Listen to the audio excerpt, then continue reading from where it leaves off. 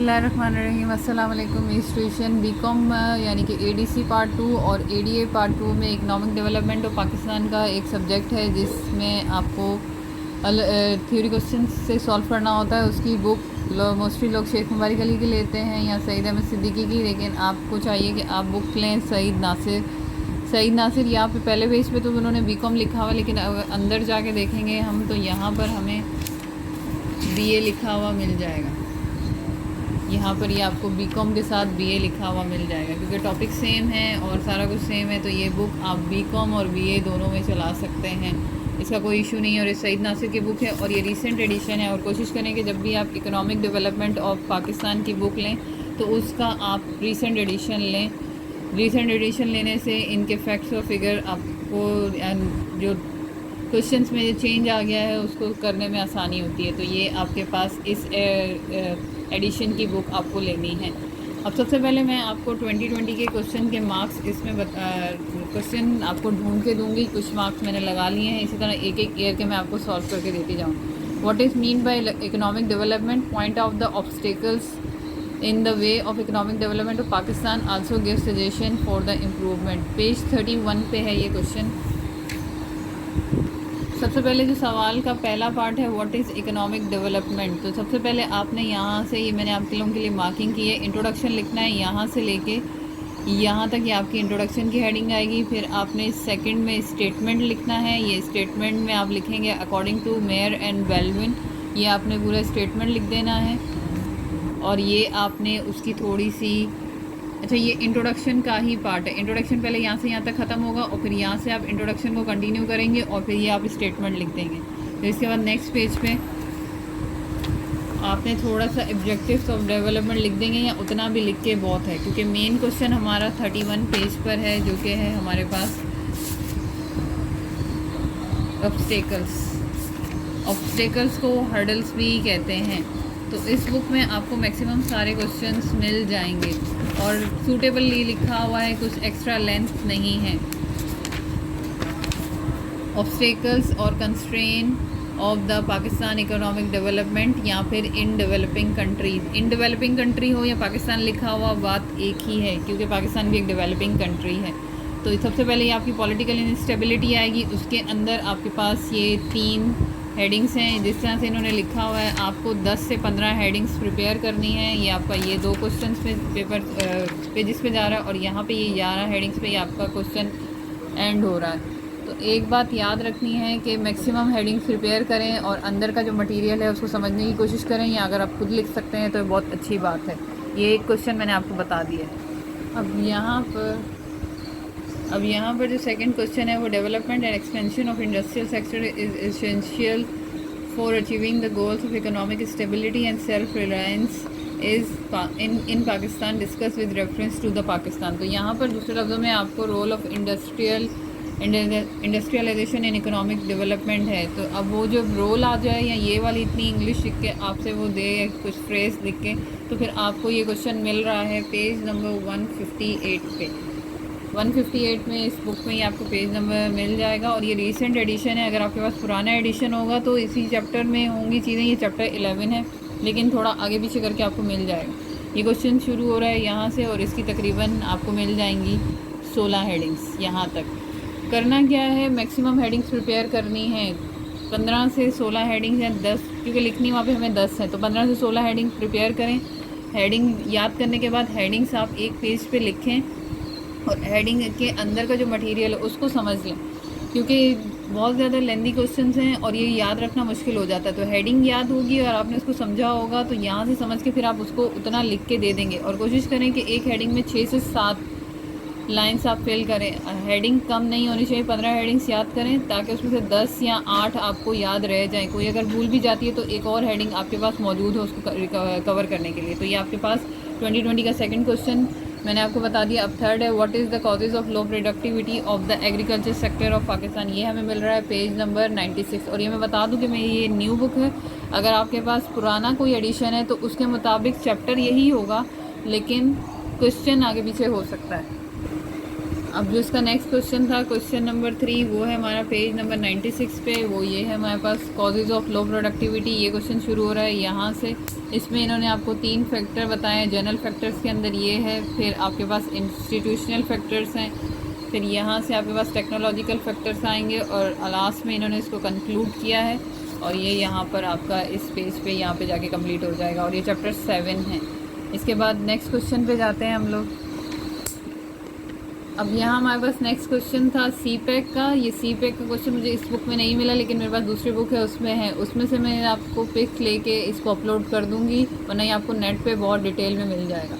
फिर नेक्स्ट है should we construct the new dams to strengthen the economy of Pakistan explain.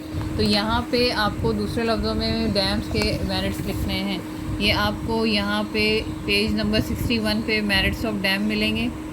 यहाँ से ये शुरू हो रहा है, आपने इसको नेक्स्ट पेज तक जाना है और फिर इसको कंक्लूड कर देना है। अच्छा, ये कालाबाग डैम है जो कि न्यू डैम बनना चाहिए, तो वहाँ पे भी इसी तरह से बात हो रही है। अगर वो डैम के स्ट्रेंथन करने के या डैम के बारे में कुछ भी पूछ रहा है जिससे डैम के ये समझ में आए कि वो फ़ायदे पूछ रहे हैं, तो आप ज़रूरी नहीं यहाँ कालाबाग लिखें, क्योंकि उसने कालाबाग का नाम लेके नहीं पूछा, लेकिन न्यू डैम का पूछा। तो न्यू डैम कालाबाग है। इसी तरह दमेर भाषा डैम है। तो ये इनके मेरिट्स को आप मिला के आंसर बना सकते हैं। अगर उसने कालाबाग का नाम दे दिया तो अच्छी बात है, कालाबाग का नाम नहीं दिया तो फिर आप खाली डैम लिखें और उसमें लिख दें कि डैम के लिहाज से, ज़रूरी नहीं कालाबाग के लिहाज से लिखें। ये इसी के नीचे भाषा डैम के भी हैं, तो आप इनको मिला के लिख सकते हैं और आपकी हेडिंग्स बन जाएंगी 7 से 10 या 11 हेडिंग्स बन जाएंगी। तो इस तरह अपने क्वेश्चन को बनाने की कोशिश करें। तो ये आपका पेज नंबर था 61 और चैप्टर नंबर है 5। अब नेक्स्ट क्वेश्चन पे जाते हैं। अब जो हमारे पास नेक्स्ट क्वेश्चन है वो है what are the causes and consequences of large trade deficit in Pakistan, can we improve it, suggest policies of improvement. अब ये आपको मिलेगा पेज 201 पे। ये आपको यहाँ पे मिल रहा है causes of unfavourable balance of trade off Pakistan. ये आपकी तकरीबन 11 हेडिंग्स हैं और ये नेक्स्ट पेज तक जा रहा है। ये इसके सिर्फ कॉजेज़ हैं, अनफेवरेबल के सजेशन नहीं है। तो इन्हीं हेडिंग्स को आप पॉजिटिव करके इनके सजेशंस दे सकते हैं। यानी कि यहाँ पे लिखा हुआ है नैरो एक्सपोर्ट बेस, यानी कि आपकी एक्सपोर्ट बेस कम है, तो आप इस नैरो को कर देंगे एक्सपेंड द एक्सपोर्ट बेस, फिर इसी को अल्टरनेट करके आप अपना सजेशन दे देंगे। इम्पोर्ट ओरिएंटेड इंडस्ट्री, यानी कि आप जो है आपकी जो इंडस्ट्री है वो इम्पोर्ट ओरिएंटेड है, यानी आपको दूसरे मुल्कों से माल दरामद करना पड़ता है, अपने मुल्क में इतनी प्रोडक्शन नहीं होती। तो यहाँ पे आप लिखेंगे इंडस्ट्री शुड बी इस्टेब्लिश, जो आपकी जो इंडस्ट्री हो जाए वो एक्सपोर्ट ओरिएंटेड हो जाए, कंजम्पशन ओरिएंटेड सोसाइटी। हमारी सोसाइटी में कंजम्पशन बहुत ज़्यादा है, तो आप क्या करेंगे कि अगर मुल्क के अंदर ही इंडस्ट्रीज़ लगेंगी तो आपकी कंजम्पशन मुल्क के अंदर ही होगी और मुल्क के अंदर की चीज़ें इस्तेमाल होंगी। इन्हीं हेडिंग्स को आप इनके अपोजिट लफ्ज़ इस्तेमाल करके अपना सजेशन दे सकते हैं, क्योंकि सजेशन नहीं है। और नॉर्मली अगर सजेशन ना भी हो तो अगर जो कॉजेज़ होते हैं उनको आप अपोजिट हेडिंग बना दें, यानी कि जैसे मैंने बताया यहाँ नैरो एक्सपोर्ट है तो आप यहाँ नैरो का अपोजिट है एक्सपेंड, तो आप वो बना लिख के इसका सजेशन कर दें और इसको बिल्कुल इसके अपोजिट कर देंगे तो ये इसका सजेशन हो जाएगा। जितनी आपकी हेडिंग्स हैं इनको अगर आप अपोजिट करके लिखेंगे तो वो उसके सजेशंस बन जाएंगे। तो इस तरह से क्वेश्चन को समझ के करना है। तो ये आपका एक क्वेश्चन हो गया है, क्वेश्चन नंबर 6, पेज नंबर 201 और इसका चैप्टर नंबर है 13। नेक्स्ट क्वेश्चन है हमारे पास what are the advantages and disadvantages of the privatisation. अब यहाँ पर आपके पास है, यहाँ पे आपको एडवांटेजेस एंड डिसएडवांटेजेस देने हैं प्राइवेटाइजेशन के with the reference of economy of Pakistan. तो यहाँ पे आपको पेज नंबर 70 में ये प्राइवेटाइजेशन का टॉपिक मिल जाएगा, प्राइवेटाइजेशन ऑफ पब्लिक एंटरप्राइज। इसको बिल्कुल एग्जैक्ट आपने इसी तरह लिखना है। आर्ग्यूमेंट्स इन फेवर है तो इसका मतलब है ये आपके पास एडवांटेजेस कह सकते हैं दूसरे लफ्ज़ों में। और ये आपका पेज जा रहा है नेक्स्ट यहाँ पर, और यहाँ पे क्रिटिसिज्म है तो क्रिटिसिज्म को हम डिसएडवांटेजेस की तरह बना के लिख सकते हैं। तो ये आपका एक पूरा प्राइवेटाइजेशन का क्वेश्चन हो जाएगा। अगर वो क्रिटिसिज्म पूछेगा तो आप क्रिटिसिज्म लिख लें। तो यहाँ तक ये आपका नेक्स्ट पेज पे जाके क्वेश्चन पूरा हो जाता है, जो कि है 170 से लेके 171 और फिर 172 तक ये आपका प्राइवेटाइजेशन का क्वेश्चन हो गया है। नेक्स्ट क्वेश्चन पे चलते हैं। अब यहाँ पर आपके पास क्वेश्चन नंबर 8 है, उसमें आपने दो कोई शॉर्ट नोट लिखने हैं। Causes of unemployment in Pakistan, page 81 पर है। ये पेज 81 पर है। यहाँ पर ये आपका कॉजेज़ ऑफ अनएम्प्लॉयमेंट शुरू हो रहा है और इसका चैप्टर नंबर है 6। ये आपने कॉजेज़ ऑफ अनएम्प्लॉयमेंट यहाँ तक आपके पास नेक्स्ट पेज पे 8 हेडिंग्स तक आ रहा है। और एक बात, इसको सजेशंस करने हो तो एम्प्लॉयमेंट प्रमोशन पॉलिसीज़ के करके आप सजेशंस भी दे सकते हैं, तो ये पूरा यहाँ तक आ जाएगा।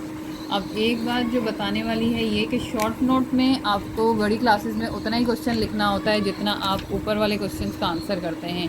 यहाँ पे शॉर्ट नोट से मुराद ये नहीं होता कि इसको हम इस आंसर से कम लिखें, बिल्कुल उतना ही लेंथ दे के लिखना है, इसमें कुछ ख़ास फ़र्क नहीं है। IMF एंड पाकिस्तान नहीं है इस बुक में, ये भी मैं आपको बैंकिंग की बुक से बना के अपलोड कर दूँगी। Aims and objects of economic planning 252 page तक पहुँच। अब 252 पेज में हमारे पास ये ऑब्जेक्टिव्स ऑफ प्लानिंग है, इकनॉमिक प्लानिंग 252। यहाँ पर आपने हेडिंग लगानी है aim and objectives of planning, और यहाँ पे इतना बड़ा पैराग्राफ लिखने की ज़रूरत नहीं है। आप लिखेंगे the following are the aims and objectives of economic planning. इसके बाद आपने ये हेडिंग्स लिखनी है, ये यहाँ से शुरू हो रहा है और ये यहाँ पर आपका क्वेश्चन कंप्लीट हो रहा है। तो एक बात मैं बता दूं कि आपको यहाँ पर 10 से 15 हेडिंग्स प्रिपेयर करनी है। फिर मैं बता दूं कि हेडिंग लिखें और उसको अच्छी तरह से याद करें। हेडिंग नहीं भूलनी है, हेडिंग याद होगी कि अंडर का मटेरियल मैनेज हो जाएगा। इस टॉपिक की मेन और ख़ास बात ये है हेडिंग्स जितनी पक्की और अच्छी हैं उतने आपके लिए ये पेपर क्लियर करने में आसानी है। और 20 मार्क्स का एक क्वेश्चन होता है। ट्राई करें कि 4 से 4.5 पेज तक का एक आंसर दें। अगर आपकी लिखने की स्पीड, लिखने की सलाहियत बहुत अच्छी है तो इससे बड़ा भी हो जाए तो कोई मसला नहीं है। इसके अलावा सेक्शन बी में जो मैथ है ये सारा मैं सॉल्व कर चुकी हूँ और ये सारी वीडियो, इनके सॉल्यूशन मेरे चैनल्स पे मौजूद हैं। अभी से कोशिश करें, अपनी तैयारी शुरू करें। इसके अलावा अब मैं 2018 के मार्क्स लगाऊंगी और फिर मैं उसको आप लोगों के साथ शेयर करूंगी। अगर आप लोग ये बुक ले लेते हैं तो इससे आपको बहुत आसानी हो जाएगी, क्योंकि इसमें बहुत ही सूटेबल और नॉर्मल आंसर दिए होते हैं। उम्मीद है आपको मेरी वीडियो पसंद आई होगी। मेरे चैनल को सब्सक्राइब करें, लाइक करें। अल्लाह हाफ़िज़।